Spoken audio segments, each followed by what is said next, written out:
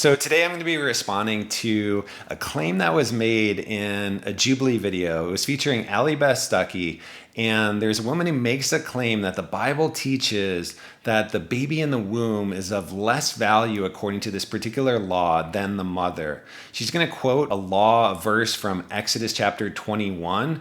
We're going to see her claim, and then we're going to take a look at the passage and break it down and say, is what she is claiming really true? It's not. We're going to see why, but let's look at her claim first. I understand the idea of how horrible it is to kill an innocent life, but I think we need to go and talk about Exodus 21. Okay. Because that, I don't know if you know which passage I'm about to talk about, because that is describing where if two men are fighting and they hit a pregnant woman, if she has a miscarriage, and again, there is debate on if it's miscarriage, if she has a premature birth, but the child survives. Yeah.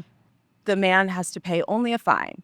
So she brings up this issue of translation, but then she kind of moves past it as though either way her point stands, but her point only stands if it's translated a particular way. And we're going to see why that is not the right way to translate this particular passage from the Hebrew. But if it says if there's further harm, that's when it goes to life for life, eye for eye, tooth for tooth, all that stuff. And that is in regards to the woman. So again, she is going to make a point that is only valid under one translation. She's going to say that this only applies to the woman, not the baby, the severe punishment. But we're going to see that that's not the case if we translate it, to my mind, more faithfully and not according to the worst translation.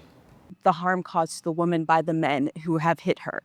So I think that if we're talking about how the Bible defines personhood, it's clear that in that law, the unborn child was not killing them or, causing their miscarriage is not considered murder. So let's go ahead and take a look at the passage. Exodus 21:22 in the NASB translation says this: if men struggle with each other and strike a woman with child so that she gives birth prematurely, yet there is no injury, he shall surely be fined as the woman's husband may demand of him, and he shall pay as the judges decide. So if the baby is born prematurely because of this fight, but there's no injury, then it's a monetary fine. So let's go on to verse 23. In the NASB, it says, but if there is any further injury, actually the further is not even in the original. And you can tell because the NASB italicizes words that they add in, but were not in the original. And you see that in the NASB here. So really it should just be, but if there is injury, then you shall appoint as a penalty life for life, eye for eye, tooth for tooth, etc.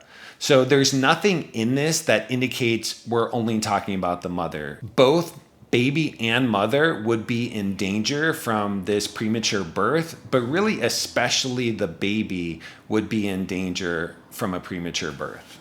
But the RSV, it translates the give birth prematurely as miscarriage. And so that makes it seem like if there's this fight, she gets hit, there's a miscarriage, the baby dies, but there's no further injury to the mother, then it's just a monetary fine. But if there's injury to the mother, that's when the penalty goes up to the life for life, tooth for tooth, that type of thing.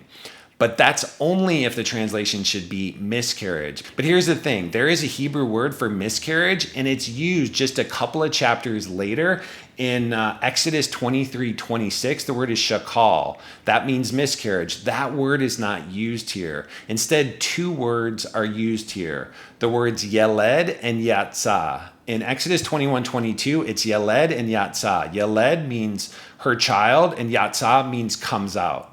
So literally it means if she gets hit and the child comes out, that's born prematurely. That's not miscarriage and the baby necessarily dies. So if the mother gets hit and the baby comes out, but there's no injury, then it's a monetary fine. If the baby comes out and there is injury, then it's tooth for tooth, eye for eye, life for life. And that, again, the baby is probably primarily in mind there, but both the baby and the mother are protected in that way. If either are injured, then the penalty is quite serious. And it's actually pretty interesting because if you look at just a few verses earlier in Exodus 21, 12 to 14, there's this distinction between like a premeditated murder and something more like manslaughter, accidental. And in scripture, it's premeditated murder that is punished more severely with the life for life, eye for eye kind of punishment. In this case, even though it's more of an accidental thing, a manslaughter type thing, it's punished more like premeditated murder. And I think God is really trying to protect the pregnant woman and the baby to have that kind of punishment in this kind of situation. So I think if we look at, again, this woman, she's using an RSV translation, and a lot of people use this. It's not like it's a horrible translation in general. I think it's mistranslated here. I think the NASB is much better. And I think overall what's being taught here is protection and equal worth for the mother and the baby. And it's not saying, oh, the baby is of less value than the mother. And I think that's pretty clear when we look at the original Hebrew and we look at the NASB translation. So I hope it's helpful. And if you have any questions or have seen anything out there that you want me to respond to and say, hey, what does the Bible say about this? I would love to do my best to take a shot at that.